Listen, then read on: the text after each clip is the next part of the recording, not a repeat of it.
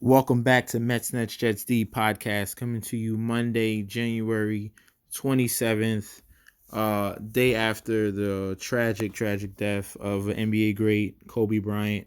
My condolences goes out to the Bryant family, especially Vanessa Bryant. Losing your husband and your daughter in one fell swoop is crazy, and just my condolences. My heart goes out to them. Um, it's just sad, man. But we're gonna get into this NBA today.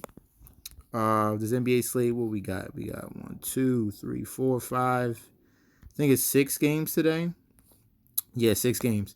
We're gonna hop into this right now. I'm gonna give you this straight fire, and we're gonna take this to the bank. I'm gonna post my parlay on my Twitter account at MessNetsJustD.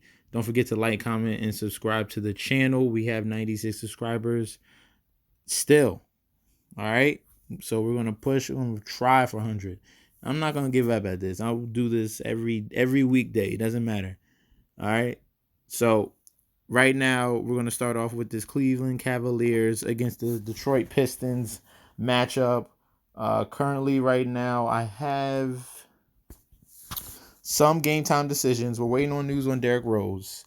If he's out, that is a little bit of a hit to the Detroit Pistons. But this Cleveland Cavaliers team is not good. This is one of the worst teams.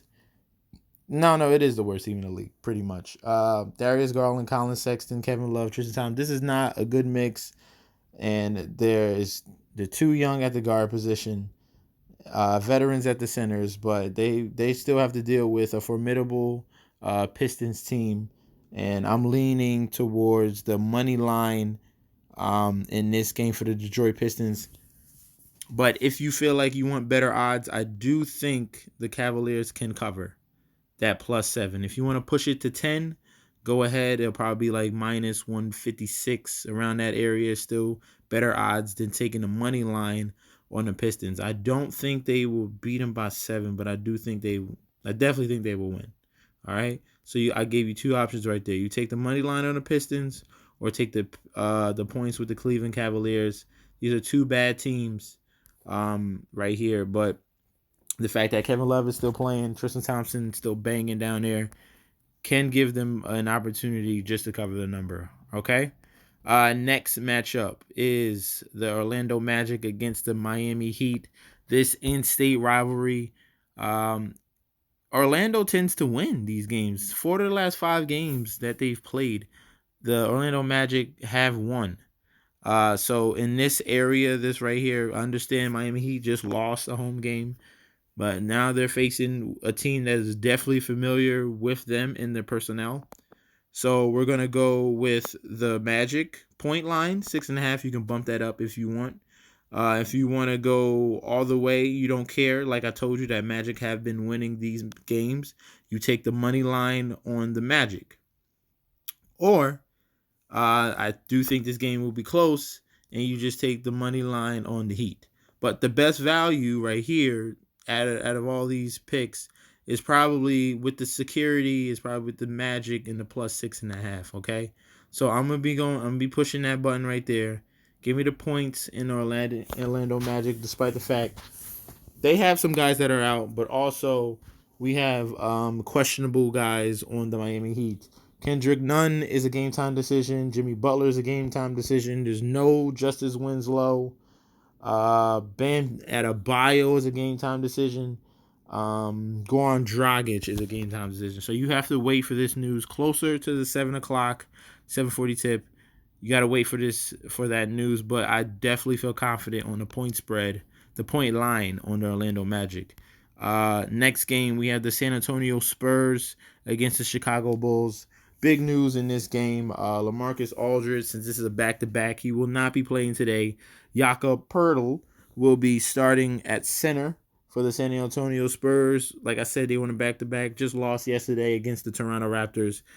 Hopped in a plane, went all the way straight up Midwest to Chicago, and Bulls are hampered as well. But I think that loss of LaMarcus Aldridge is enough to give me the Bulls to either win this game, or if you want to take plus points on the home team, you could bump that to 6-7 points, still get a decent number. But I do like the Bulls in this game against the San Antonio Spurs. Because Spurs on a back-to-back, man, and they're missing one of their stars. Next game we have the Dallas Mavericks against the OKC Thunder.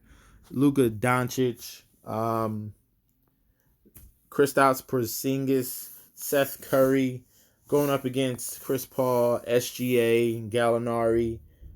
This is gonna be a heavyweight fight right here. The last time these two teams clashed was in Dallas, and Thunder was able to prevail. This time is in OKC, and I'm leaning towards the Dallas Mavericks. Luka put up a great fight against the Jazz his last game. I think he'll put up another great fight in this one, and I think he'll win against the OKC Thunder. I think that combination of KP, Luka, and Seth Curry is enough to beat this very tough Thunder team who's been playing totally different since the beginning of the season. This is going to be a close one. You can go either way on this, but I think the better team as a whole with the better star is the Mavericks. And Luka Doncic is better than any combination of SGA and Chris Paul. I think that man's tough to stop. Tough. Next game, we have the Sacramento Kings against the Minnesota Timberwolves. In this matchup, these two teams, Timberwolves have a tendency of winning when they're home against the Kings in their last couple matchups. Timberwolves are on a 9-game losing streak, which is just god awful, and their win has to come sometime sooner or later. And I would think it would be against this bad Sacramento Kings team, with no Marvin Bagley, with no Rashawn Holmes. I don't understand the Kings. I really don't, and I don't understand the Timberwolves as well, because they shouldn't be on a 9-game losing streak. They have talent. But Timberwolves definitely put up a fight last game. I think they get their opportunity at a win against the Kings at home. Okay, just going off of history, and just looking at the rosters head up. They're gonna have to deal with Karl Anthony Towns, and you're missing two bigs down there, and that's not beneficial to you. Last but not least, before I say peace out to y'all, we got the Houston Rockets against the Utah Jazz. This one is kind of clear cut. There's no Westbrook. He's on rest. And I just got news that James Harden is unlikely to play. So you're missing two stars. The Utah Jazz come in totally healthy. Jazz are home. This is a very dominant, scary team. They got Mike Conley coming off the bench. Give me we're not taking the minus 9-10. If you want to take less points to 13, you can, but we're smashing this. Give me the point line on the Jazz to cover and beat the Houston Rockets, okay? So that's all I have for you today, the Monday slate. Please look forward on Twitter. On Twitter and Instagram at MessNetJSD. I'll be posting my parlay. Don't forget to like, comment, subscribe to the channel, rundfs.com, affiliated. Go to that website, rundfs.com. Go sign up, hop in that Discord chat, and get connected. All right, so good luck to you guys. I'll probably do a recap tomorrow, and I will see you tomorrow. Peace out.